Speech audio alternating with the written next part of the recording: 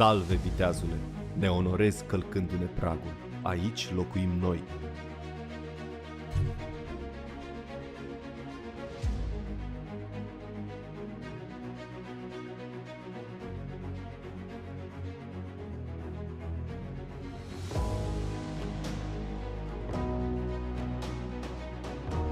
Observă ce îi lipsește catapultei. Vino să iei piesa care lipsește. Am terminat-o de reparat. O găsești la masa mea.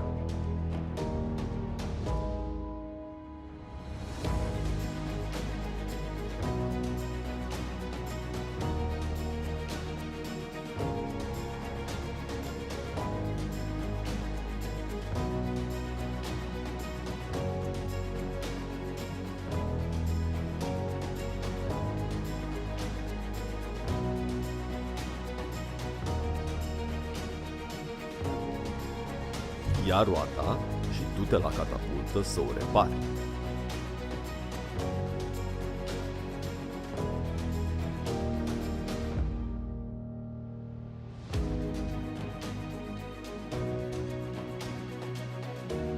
Pentru lupta cu soldatul roman, ai nevoie de sabie și de scute. Întoarce-te aici să le alegi.